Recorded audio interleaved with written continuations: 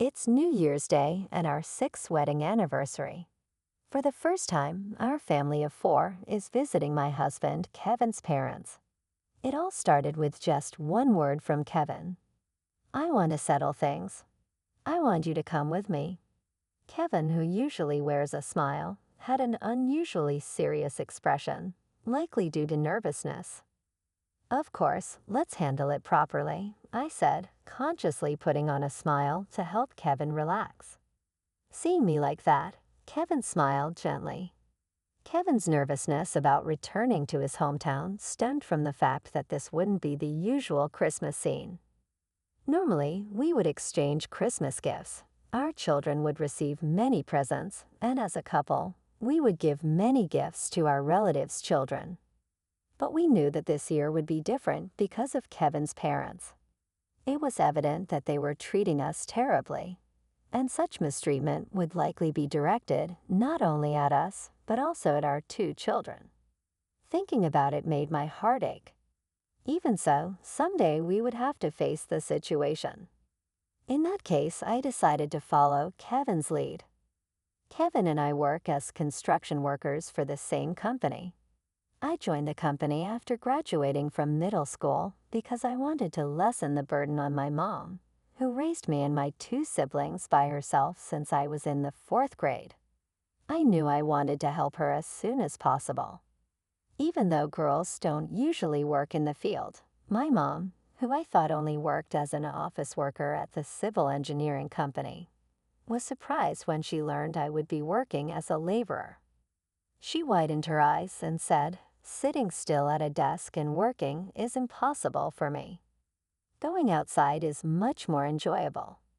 Despite her concerns, I argued with the CEO about working in the field because the salary was good. My mom knew that once I made up my mind, I wouldn't listen to anyone, so she didn't say anything more.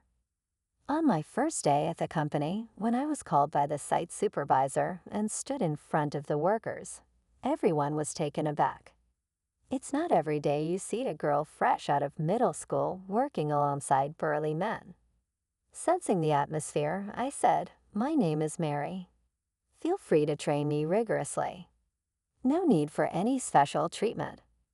Everyone had a bewildered expression on their faces, like pigeons that had just eaten a pea shooter.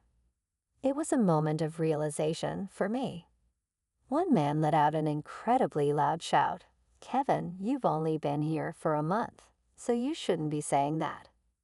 Then the room filled with laughter, and it became the signal to start the day's work. Although I had asked not to be treated specially, all the workers were kind and helped me get used to the work quickly. One person who especially looked out for me was Kevin, who had raised his voice on my first day, saying, "Leave it to me." Kevin, who is 3 years older than me, served as the site's mood maker. During busy times, when tensions ran high, he always helped lighten the mood. He patiently taught me the basics of the job and always lent a hand during physically demanding tasks. I gradually found myself drawn to Kevin, who never neglected the people around him and always showed consideration. About half a year into one day, Kevin was tasked with moving materials, and I ended up riding in the same vehicle with him. I had started to become curious about Kevin and felt excited throughout the entire car ride, unable to say anything. An awkward atmosphere filled the car. "Why did you join this company, Kevin?" Feeling the need to say something, I asked a trivial question. At that moment, Kevin decided to share something personal. "I wanted to become free sooner, you know."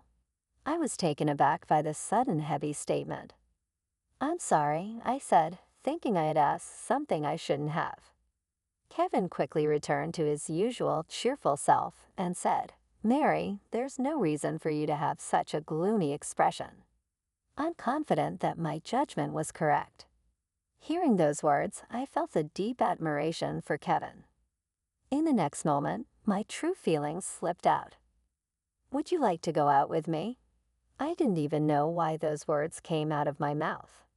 Suddenly feeling embarrassed, I looked down. "Nice to see you," Kevin said. When the car stopped at a red light, I lifted my head and looked at Kevin. He directed a kind gaze towards me. Shortly after we started dating, I learned the meaning of what Kevin had said in the car on the day of the material delivery. When he mentioned wanting to be free as soon as possible, I discovered that Kevin had a 2-year age difference with his brother, Sam. Sam had been academically excellent since childhood, with outstanding school grades. On the other hand, Kevin didn't have good grades, although they were still above average. But his parents didn't accept that. Kevin explained that he always felt uncomfortable being compared to Sam. That alone was difficult enough, but Kevin's parents poured all their love into Sam. Sam went to one of the top public middle schools in the county, while Kevin attended the local public middle school. During that time, all of their parents' attention seemed to be focused on Sam, leaving Kevin without any communication or support. When Kevin entered high school, he began thinking about moving away from his parents once he graduated. The day after his high school graduation, Kevin left home without revealing his destination. "I'm leaving this house starting tomorrow," Kevin said during dinner. His mother simply replied, "Is that so?" while his father remained silent. Sam, Kevin's brother, wasn't there because he had entered an extremely competitive public university. We got married when I was 20 and Kevin was 24. We invited my family, colleagues from work, and close friends to the wedding. At Kevin's request, we didn't inform his family. "I want to be genuinely blessed from the bottom of my heart," Kevin had said, and I understood that it was his true feeling, not just a show of strength, so I didn't argue. The following year, our first son, Jack, was born.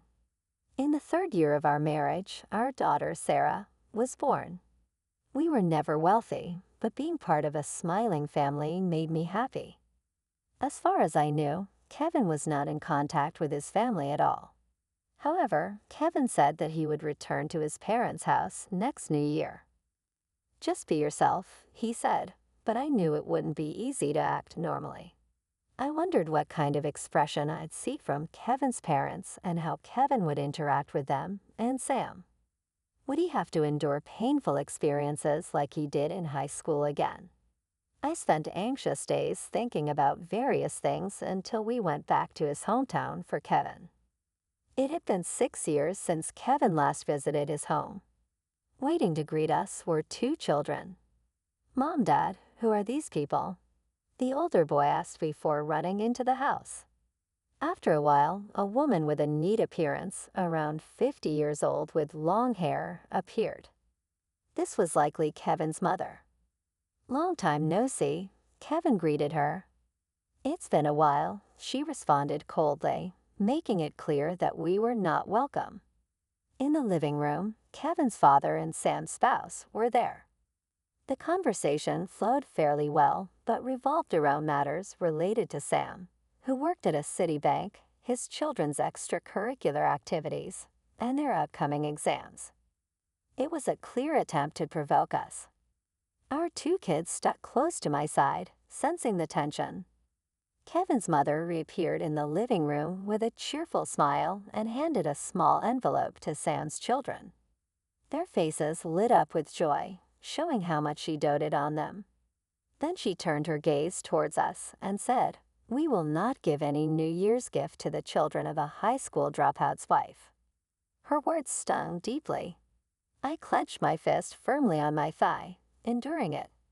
Kevin had told me to endure whatever they said, and I was determined to follow his advice. My 2 children were also enduring in the same way.